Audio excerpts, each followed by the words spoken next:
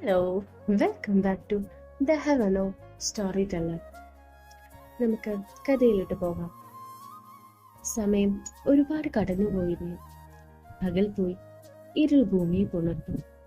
എന്നാൽ ഇതൊന്നും അറിയാതെ നിധി നല്ല ഉറക്കത്തിലായിരുന്നു. കാരണം അവൾ ശാരീരികമായും മാനസികമായും വല്ലാതെ തളർന്നു പോകും. കാരണം അതുപോലെയുള്ള പരീക്ഷണങ്ങൾ കൂടിയായിരുന്നല്ലോ കുറച്ച് മണിക്കൂറുകൾ മുമ്പ് അവൾ കടന്നുപോയത്. അവളെ പോലൊരു പെൺകുട്ടി അടപടലം തകർത്ത് കഴിയാൻ കഴിവുള്ളതായിരുന്നു അതല്ല. സമയം പിന്നെയും കടന്നുപോയി. നിധി കടുത്ത തലവേദനയിലാണ് കണ്ണുകൾ തുറന്നത്. മുന്നിലെ കാഴ്ചകളൊന്നും അവൾക്ക് മനസ്സിലാകുന്നില്ലായിരുന്നു. അപ്പോഴും മങ്ങിയ കാഴ്ചകൾ മാത്രമായിരുന്നു അവൾക്ക് മുന്നിൽ തെളിഞ്ഞത്. തളർച്ച പിന്നെയും അവളെ മൂടി. അറിയാതെ അവളുടെ കണ്ണുകൾ പിന്നെയും അടഞ്ഞു. ഉറക്കത്തിലേക്ക് അവൾ വീണു. രാവിലെ അപ്പോഴും സുഖമുള്ള സ്വപ്നത്തിൽ തന്നെയായിരുന്നു നിധി. പനിച്ചു ഉറച്ചു കിടക്കുന്ന നിധിക്കരികിൽ തന്നെ പരിചരിക്കുന്ന സ്റ്റീവ്. അവന്റെ കണ്ണുകളിൽ നിധിയോടുള്ള കരുതൽ, അവന്റെ മുഖത്തെ വേവലാതി എല്ലാം അവൾ അത്ഭുതത്തോടെ നോക്കി കണ്ടു. കാരണം അവൾ അതെല്ലാം ആഗ്രഹിച്ചിരുന്നു. നിധിയുടെ കണ്ണുകൾ നിറഞ്ഞൊഴുകി. തന്നോടുള്ള സ്നേഹം അത് സത്യമാണ്. ഇതിനു വേണ്ടിയല്ലേ താൻ ഒരുപാട് കൊതിച്ചത്. ആ ഓർമ്മകൾ അവളുടെ ഉള്ളിൽ നിറഞ്ഞു. വേദനയെ തോൽപ്പിച്ചുകൊണ്ട് അവളുടെ ചുണ്ടുകൾ ചെറിയ മന്ദഹാസം വിളർന്നു. വാശി പിടിച്ച ഒരു കുഞ്ഞു കുട്ടിയുടെ കയ്യിൽ ഒരു കളിപ്പാട്ടം കിട്ടുന്ന അതേ നിഷ്കളങ്കമായ പോസ്റ്റ്. മിലി, മോളെ. സ്റ്റീവിന്റെ ശബ്ദം കേട്ട് മിലി കണ്ണുകൾ തുറന്നു. സ്വപ്നം മുറഞ്ഞതിന്റെ മോഷച്ചൽ അവളിൽ ഉണ്ടായിരുന്നുവെങ്കിലും മുന്നേ സ്റ്റീവിനെ കണ്ടതും അവളുടെ കണ്ണുകൾ വിടർന്നു. ആദ്യമായി തനിക്ക് ഒരാൾ ഉണ്ടെന്നൊരു തോന്നൽ അവളിലുണ്ടായി. അവൾ ആലോചിച്ചിരിക്കുമ്പോഴേക്കും സ്റ്റീവ് അവളെ തൊട്ട് നോക്കിക്കൊണ്ട് പറഞ്ഞു, എങ്ങനെയുണ്ടിപ്പോ? ഹൈ ഫീവർ ആയിരുന്നു ഇന്നലെ നിനക്ക്.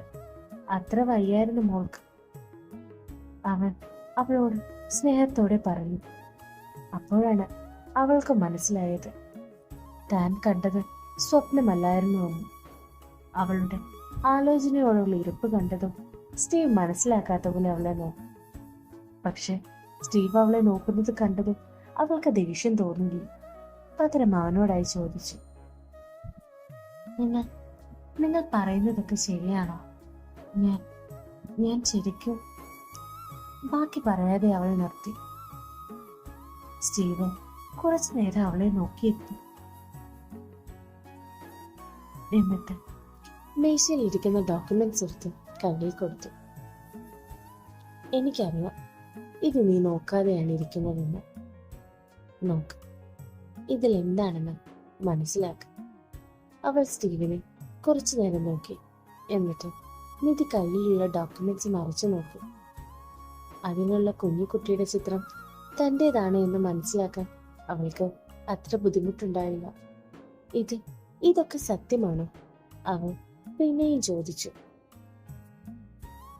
കാരണം അവൾ അനുഭവിച്ച ഓരോ കാര്യങ്ങളും ഓർമ്മയുള്ളതിനാലാകണം പിന്നെയും ആരെയും വിശ്വസിക്കാൻ കഴിയാതെ പോയത്. അത് മനസ്സിലായവനാൽ സ്റ്റീവൻ തുടർന്നു, സത്യമാണ്, നിന്റെ ഉള്ളിൽ എനിക്ക് മനസ്സിലാകും. പക്ഷെ എന്റെ ഈ സംശയം തീർച്ചു തരാൻ ഞാൻ ബാധ്യസ്ഥനാണ്. മാത്രമല്ല പലതും നീ അറിയാനുണ്ട്. ഈ പനിയൊക്കെ മാറട്ടെ. നീ വളർന്ന ഓഫനേജ് മുതൽ നമുക്ക് തുടങ്ങാം. പറഞ്ഞു, ഇപ്പൊ കഴിക്കാനുള്ള ഫുഡ് ഞാൻ എടുത്തിട്ട് വരാം. മോളൊന്ന് ഫ്രഷാ. നിധിയുടെ മുറുകൽ തലോടി അവൻ പോകുമ്പോൾ അവളതിനെ നിർവികാരതയോടെയായിരുന്നു കണ്ടത്. ഇതേ സമയം ജീവന്റെ വീട്ടിൽ നിറയുന്ന കണ്ണുകളെ തുടച്ചുകൊണ്ട് പുറത്തേക്ക് നോക്കിയിരിക്കുകയാണ് ഫിലിപ്പ്. തളർന്ന മുഖത്തോടെ ഇരിക്കട്ടെ. അവരുടെ മനസ്സ് പഴയ കാലഘട്ടത്തിലായിരുന്നു. സുന്ദരനായ കോളേജ് ഹീറോയോട് തോന്നിയ പ്രണയം. ആദിനാഥ്. കോളേജിലെ എല്ലാ പെൺകുട്ടികളുടെയും പ്രണയം. നാഥ്. തന്റെ വ്യക്തിത്വം, സൗന്ദര്യം, മധുരമായ ശബ്ദം, പഠനത്തിൽ മുന്നിട്ട് നിൽക്കുന്ന നാഥന്റെ കണ്ണിൽ താൻ പെട്ടിട്ടുണ്ടോ എന്ന് പോലും അറിയില്ലായിരുന്നു. താനോ കോളേജിലെ ആൺകുട്ടികൾ പ്രണയാഭ്യർത്ഥന നടത്തുന്ന പെൺകുട്ടി. കോളേജ് ബ്യൂട്ടി എന്ന് തന്നെ പറയാം.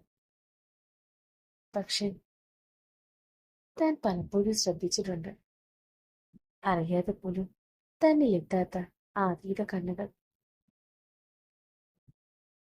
പക്ഷെ തനിക്കോ വാശി. ആ വാശി പ്രണയത്തിലെത്തിയത് താൻ പോലും അറിഞ്ഞില്ല. അതുകൊണ്ട് തന്നെയാണ് അവനെ ഞാൻ സ്വന്തമാക്കിയത്.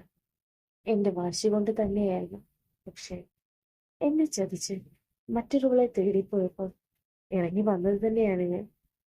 പക്ഷെ അന്ന് ഞാൻ ഉപേക്ഷിച്ചത് തന്റെ പ്രണയം മാത്രമായിരുന്നില്ല, തന്റെ മാതൃത്വം കൂടിയായിരുന്നു. ആ പിഞ്ചു മുന്നിന് മുലപ്പാൽ പോലും താൻ നിഷേധിച്ചു. എന്തിന്? ഓർമ്മകൾ സുചിത്ര വിറച്ചു. മാപ്പ് അർഹിക്കാൻ പറ്റാത്ത തെറ്റ്. ന്യായീകരിക്കാൻ പോലും തന്റെ ഭാഗത്തൊന്നുമില്ല. മറന്നിരുന്നു താൻ തന്റെ തന്റെ മകനെ, മനഃപൂർവ്വം തന്നെ. പക്ഷേ ഇപ്പോ തന്റെ മുന്നിൽ അവൻ ഒന്നും ആലോചിക്കാൻ പോലും സുചിത്രയ്ക്ക് കഴിയുന്നില്ലായിരുന്നു. താഴ്ചയോടെ അവൻ ഭിത്തിയിലേക്ക് ചാരി. സുചി. പിറകിൽ നിന്നുള്ള സായിയുടെ വിളി കേട്ടതും ഒന്നും ചിന്തിക്കാതെ സുചിത്ര അയാളുടെ നെഞ്ചിലേക്ക് ചാരി നിന്ന് പൊട്ടിക്കരയാൻ തുടങ്ങി. എന്നിട്ട്, സായിട്ടാ, ഞാൻ ഞാൻ ചെയ്തത് വലിയൊരു തെറ്റാണല്ലേ? ഓർക്കാൻ കഴിയുമോ എന്നോടവന്? അന്നത്തെ വാശിയിൽ ഇറങ്ങിപ്പോകുമ്പോൾ ഞാൻ വിതുമ്പി പലതും പറയുന്നുണ്ടായിരുന്നു സുചിത്ര. പക്ഷേ അവരെ ഒന്നും ആശ്വസിപ്പിക്കാൻ പോലും കഴിയാതെ അയാളും നിസ്സഹായനായിരുന്നു ആ നിമിഷങ്ങളിൽ. തുടരുന്നു.